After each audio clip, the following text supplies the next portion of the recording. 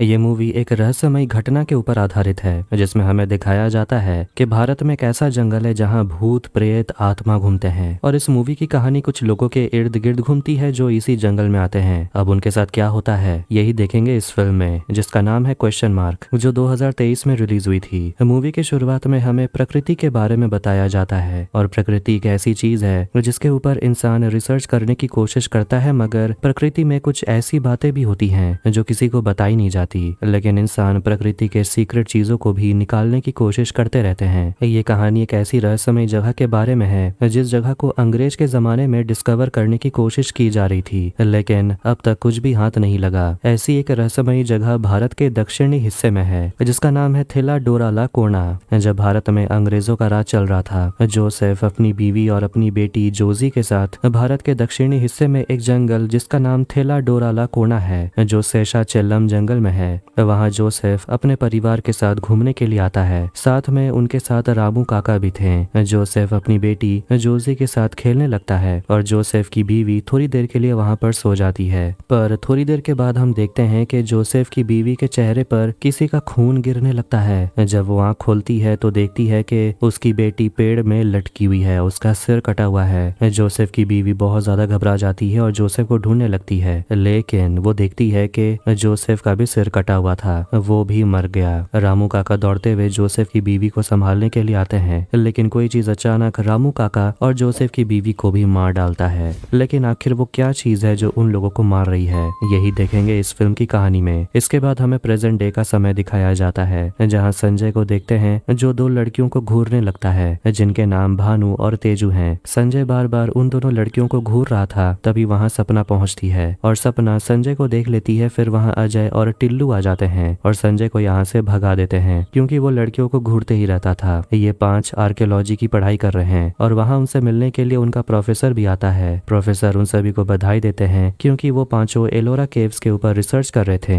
अजय अपनी रिसर्च को history channel में भेजने की बात करता है, जिसके लिए प्रोफेसर मान जाते हैं, जिसके लिए खुद प्रोफेसर एलोरा केव्स की रिसर्च को हिस्ट्री चैनल में भेजवाएंगे और 2 हफ्तों के बाद इसका अप्रूवल भी आ जाएगा कि रिसर्च को हिस्ट्री चैनल में दिखाया जाएगा कि नहीं। भानु अपने नए रिसर्च के लिए मंदिर या फिर कोई पुरानी जगह में रिसर्च करने के लिए बोलती है। प्रोफेसर मान जाते हैं और कहते हैं कि आर्कियोलॉजिस्ट हमेशा हिस्ट्री के ऊपर नहीं बल्कि मिस्ट्री के ऊपर भी काम करते हैं, जैसे कि बरमूडा ट्रायंगल, पिरामिड, इन जैसे मिस्ट्रीज। प्रोफेसर ऐसे ही एक मिस्ट्री के बारे में बताते हैं कि जर्मनी में डेविल ब्रिज है, जिसे एक आर्किटेक्ट ने एक भूत के साथ मिलकर ये ब्रिज बनाया। ब्रिज बन जाने के बाद भूत आर्किटेक्ट को बताता है कि पहला इंसान जो इस ब्रिज को पार करेगा वो भूत उसकी जान ले लेगा। आर्किटेक्ट बहुत ही चालाकी से एक कुत्ते को ब्रिज पार करवाता है, जिस कारण वो भूत बहुत गुस्सा हो गया था और आज तक उस ब्रिज को कोई पार नहीं कर पाया। इसी तरह के रहस्यमय चीजें हमारे भारत में भी हैं, जैसे कि बांगर फोर्ट, जहाँ कहा गया है कि रात के समय इस फोर्ट के अंदर नहीं जाया जाता क्योंकि वहाँ आत्माओं का साया घूमता है।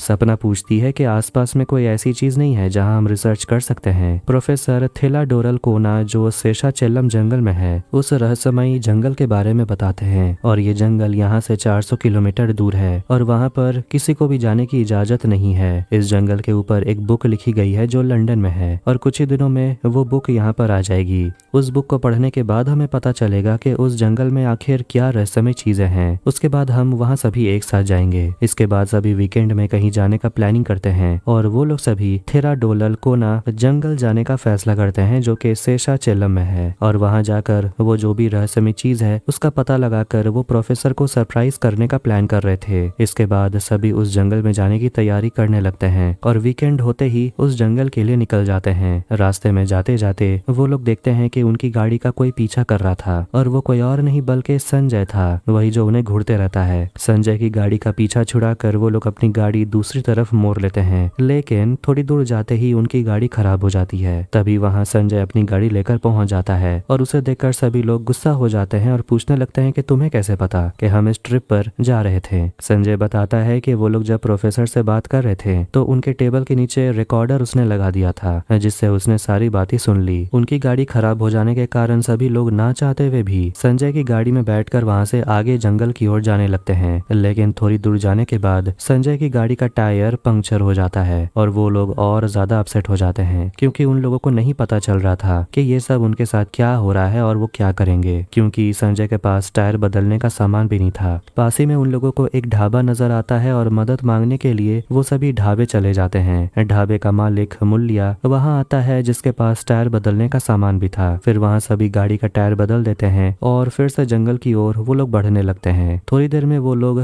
थेराडोरल कोना जंगल पहुंच जाते हैं। वहां पहुंचने के बाद सभी आसपास की चीजों को देखने लगते हैं। फिर वहां भूतैया नाम का एक आदमी आता है। भूतैया बताता है कि फॉरेस्ट ऑफिसर ने मुझे बताया कि आप लोग यहाँ आने वाले हैं और आपकी खातिरदारी के लिए मैं यहाँ आया हूँ। भूतैया कहता है कि मेरी बीवी आप लोगों को यहाँ के बंगले में लेकर जाएगी और वहाँ पर आप सभी आराम कर सकेंगे। भूतैया की बीवी उन सभी को बंगले में लेकर आती है। सभी अपना सामान रखकर वापस जंगल में चले जाते हैं। भूतैया बताता है कि कोई भी रात के समय यहाँ नहीं रहता और सभी गांव की तरफ चले जाते हैं क्योंकि लोगों का मानना है कि इस जंगल में कुछ तो है और मैं भी सुबह के समय यहाँ आता हूँ। रात के समय मैं अपने गांव चला जाता हूँ और आप लोगों को भी अगर जिंदा रहना है तो रात में यहाँ मत सोना। संजय कहता है कि रात का खाना खाने के बाद हम लोग आपके साथ ही गाँव चले जाएंगे। भूतैया रात का खाने का इंतजाम करने के लिए चला जाता है और बाकी के लोग सभी वापस बंगले में आ जाते हैं। लेकिन तेजू मछली पकड़ने के लिए तालाब के पास जाने लगती है और टिल्लू भी उसके साथ पीछे पीछे जा रहा था। टिल्लू तेजू को समझाता है कि वापस बंगले में चलने के लिए, लेकिन तेजू मना करती है। कहती है कि हमें इस तरह का वातावरण शहर में नहीं मिलेगा। लेकिन टिल्लू को किसी की आवाज सुनाई देने लगती है और वो पीछे मुड़कर देखने लगता है और तेजू आगे की तरफ बढ़ने लगती है। लेकिन वो दोनों इतने आगे बढ़ जाते हैं कि वो दोनों खो जाते हैं और एक दूसरे को ढूंढने की कोशिश करते हैं। ढूंढते ढूंढते दोनों एक दूसरे से मिल जाते हैं। फिर वहाँ भूतैया पहुंच जाता है और बताता है कि आप लोग खुद से ही डर रहे थे और उन्हें वापस बंगले में जाने को बोलता है। सीताराम प्रोफेसर को देखते हैं जिसके पास थेलाडोराला कोना के ऊपर लिखी हुई किताब लंदन से मिल जाती है और वो उस बुक को पढ़ना शुरू करते हैं। वापस हम दोस्तों को देखते हैं जो जंगल में ही आग जलाकर एक दूसरे के साथ वक्त बिता रहे थे। फिर सभी ट्रूथ और डेयर गेम खेलना शुरू कर देते हैं। इसमें कहा जाता है कि सभी को डेयर ही चुनना होगा। पहले सपना का नंबर आता है और उसे कहा जाता है कि जंगल में किसी भी पेड़ की डाली को छूना है और बताना है कि वहाँ कोई भूत है कि नहीं। सपना वहाँ पर एक पेड़ की डाली को छूती है और तभी वो बेहोश होकर गिर जाती है। उसे संभालने के लिए सभी लोग वहाँ पर आते हैं और वो लोग देखते हैं कि सपना के चेहरे में खून के दाग लगे हुए थे।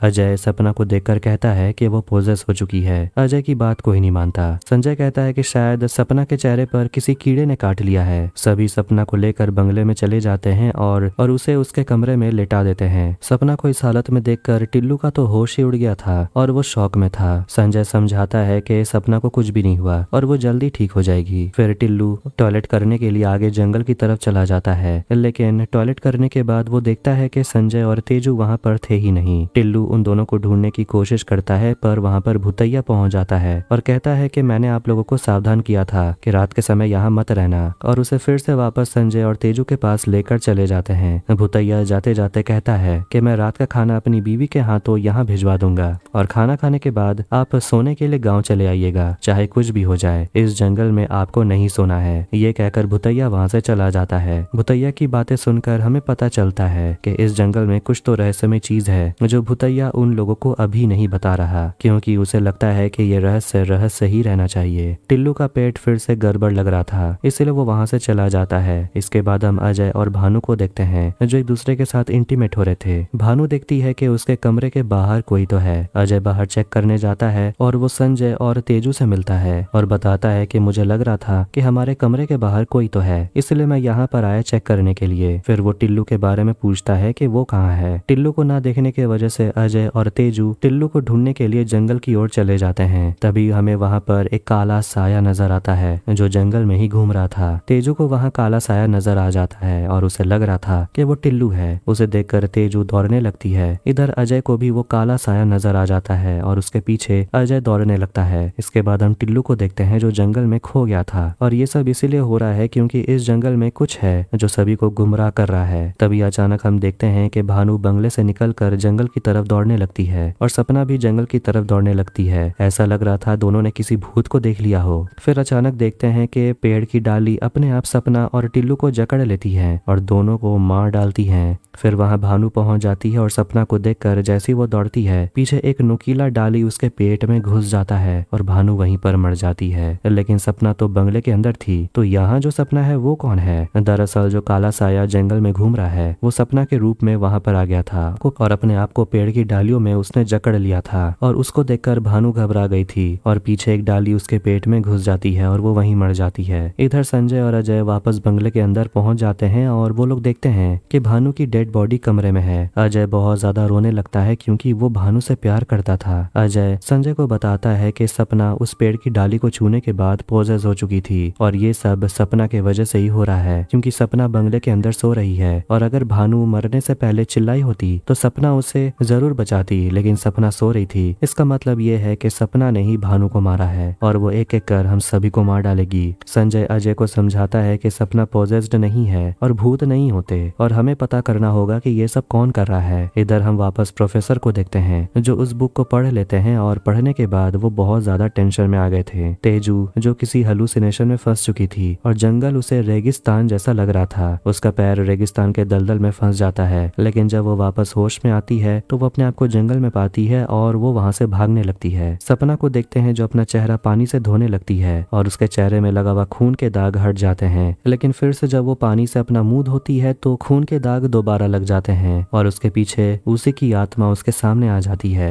सपना अपनी आत्मा को देखकर आईने को तोड़ देती है और एक टुकड़ा लेकर अपना गला काटने लगती है। तभी हम देखते हैं कि सपना ये सब सपना देख रही थी और जब वो होश में आती है उसे मिलने के लिए अजय आ जाता है। सपना अजय से कहती है कि मैं ठीक हूँ और मुझे अब बहुत जोर की भूख लगी है। अजय सपना को लेकर बाहर खाना खाने के लिए लेकर चला जाता है और कुछ खाने को देता है। सपना फिर वापस बंगले की ओर आने लगती है। इधर हम संजय को देखते हैं जो टिल्लू और तेजू को ढूंढ रहा था, लेकिन वो देखता है कि टिल्लू को किसी ने बेरहमी से मार दिया है। फिर टिल्लू को ढूंढते ढूंढते वहां पर तेजू पहुंच जाती है और टिल्लू की लाश को देखकर रोने लगती है। संजय बताता है कि भानु भी मर चुकी है और यहाँ पर कोई तो है जो हम सबको मार रहा है, हमें यहाँ पता करना होगा और हम सब यहाँ से अपनी जान बचाकर बाहर जरूर निकलेंगे। फिर वो दोनों जंगल की ओर जाने लगते हैं, लेकिन तेजू एक बड़े से गड्ढे में गिर जाती है जिस कारण उसका पैर फ्रैक्चर हो जाता है और उसे बचाने के लिए संजय मदद के लिए बंगले की ओर जाता है, लेकिन रास्ते में उसे अजय मिलता है। संजय अजय से कहता है कि तेजू एक बड़े से गड्ढे में गिर चुकी है और उसे बचाने के लिए मैं रस्सी लेने के लिए मैं बंगले में जा रहा हूँ। अजय संजय को समझाता है कि सपना पोजेस हो चुकी है, वो हम दोनों को मार डालेगी, इससे अच्छा ये है कि हम दोनों को यहाँ से भाग जाना चाहिए। लेकिन संजय ऐसा करने से मना करता है और तेजू को बचाने के लिए रस्सी लेने के लिए बंगले में चला जाता है। सीताराम तेजू को देखते हैं जो बड़े से गड्ढे में गिरी हुई थी और वहां पर बहुत सारे पेड़ की डाली तेजू के ऊपर हमला करने लगती हैं और उसे मार डालती हैं। इधर संजय जब रस्सी लेकर वापस तेजू को बचाने के लिए आता है, वो देखता है कि तेजू के शरीर का 2 टुकड़ा हो चुका था और वो मर चुकी है। संजय बहुत ज्यादा घबरा जाता है और वापस बंगले की ओर भागता है। इधर अजय वापस बंगला पहुंच जाता है और सपना को सोते हुए देखता है। अजय सपना को मारना चाहता था क्योंकि उसके वजह से ही तो ये सब हो रहा है। अजय वहां पर रखे हुए कांच के टुकड़े को उठाता है और सपना को मारने के लिए आगे बढ़ता है। तभी वहां पर संजय पहुंच जाता है और अजय को सपना को मारने से रोकता है। अजय संजय से पूछता है कि क्या तेजू जिंदा है। संजय कहता है नहीं। अजय को पूरी तरह से विश्वास हो गया था कि ये सब कुछ सपना ही कर रही है और उसे मार देना ही अच्छा है, लेकिन संजय अजय को एक कमरे में बंद कर देता है। इधर प्रोफेसर तेजू के मोबाइल पर फोन करने की कोशिश करते हैं और उसका मोबाइल संजय उठाता है, प्रोफेसर से बात करता है और प्रोफेसर को सारी बात बता देता है कि वो लोग थेराडोरल कोना फॉरेस्ट आए थे वीकेंड बिताने के लिए। ये सुनकर प्रोफेसर गुस्सा हो गए थे और कहते हैं कि मेरी इजाजत के बिना तुम लोग वहाँ पर क्यों गए। प्रोफेसर संजय से पूछते हैं कि वहाँ पर कोई सो रहा है क्या। संजय कहता है सपना सो रही है। प्रोफेसर संजय को समझाते हैं कि जंगल नकारात्मक ऊर्जा से भरी हुई है। दूसरे स्टेज में आदमी अपने नींद में सपना देखता है और तीसरे स्टेज में वही इंसान गहरी नींद में सो जाता है और इन दोनों स्टेज के बीच वो इंसान हेलुसिनेट करने की कोशिश करता है। ये नेगेटिव एनर्जी उस इंसान के दिमाग में हावी हो जाती है और एक एक कर वो सभी को मारना शुरू कर देती है। ऐसा ही हाल 100 साल पहले एक ब्रिटिश परिवार के साथ हुआ था जिसे हमने मूवी के शुरुआत में देखा था। आज तक कोई भी पता नहीं लगा पाया कि ऐसा होता क्यों है और इसीलिए उस जंगल में रात के समय कोई भी नहीं सोता। संजय सारी बात समझ जाता है और सपना को नींद से उठाने के लिए चला जाता है। संजय सपना से कहता है कि मैं गाड़ी लेकर यहाँ पर आ रहा हूँ और तब तक तुम सोना मत, लेकिन सपना फिर भी सो जाती है। इधर हम अजय को देखते हैं जो बंगले के बाहर भाग जाता है और जंगल से बाहर निकलने की कोशिश करता है, तो वहीं सपना जो कमरे में सो रही थी वो अपने आप को जंगल में पाती है और वो दौड़ते हुए आती है और एक तालाब में गिर जाती है। तालाब से वो जैसे ही बाहर निकलती है उसके हाथ में इंसान के 2 पैर आ जाते हैं और वो दोनों पैर किसी और के नहीं बल्कि अजय के थे। अजय का दोनों पैर कट जाता है। अजय रेंगते रेंगते बंगले के पास पहुंचता है और संजय गाड़ी का टायर ठीक करने लगता है। तभी उसे लगता है कि उसके पीछे कोई तो है। उसे लग रहा था कि कोई भूत उसे मारने के लिए आ रहा है, जिसके चलते वो बिना देखे गाड़ी का रॉड अजय के शरीर में घुसा देता है। संजय जब पीछे मुड़कर देखता है कि अजय को उसने मार दिया, वो समझ जाता है कि सपना फिर से हेलुसिनेट करने की कोशिश कर रही है। संजय वापस बंगले के अंदर आता है और देखता है कि सपना सो रही थी और सपना देख रही थी। फिर अचानक दीवार पर रखे हुए एक तलवार अपने आप संजय का गला काट देती है और ये भी सपना ही कर रही थी। तभी वहाँ पर भूतैया की बीवी खाना लेकर पहुँचती है और देखती है कि संजय मर चुका है और सपना सो रही है। भूतैया डर के मारे चिल्ला देता है, जिस कारण सपना नींद से जाग जाती है और जब वो होश में आती है तो वो देखती है कि संजय और उसके बाकी दोस्त मर चुके हैं। और इसी के साथ ये फिल्म यहीं पर खत्म हो जाती है। तो आप लोगों को ये वीडियो कैसा लगा कमेंट करके जरूर बताएं। वीडियो पसंद आए तो वीडियो को लाइक करें और चैनल को भी सब्सक्राइब करें। मिलते हैं नेक्स्ट वीडियो में। Take care.